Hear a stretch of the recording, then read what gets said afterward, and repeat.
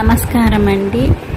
మీకు మీ బిజినెస్లో కస్టమర్స్ రావట్లేదా, సేల్స్ జరగట్లేదా, లాభాలు ఎక్కువగా రావట్లేదా? అలాంటప్పుడు మీ బిజినెస్ ఏరియాలో సౌత్ ఈస్ట్ కార్నర్ ఆగ్నేయ మూలలో ఒక నెయ్యి దీపాన్ని ఇలాచీ వేసి వెలిగించండి.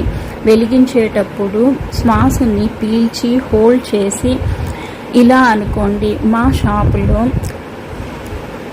చాలామంది కస్టమర్స్ వస్తున్నారు, బాగా సేల్స్ అవుతుంది, మాకు చాలా లాభాలు వస్తున్నాయి అని ప్రార్థించి దీపాన్ని వెలిగించండి.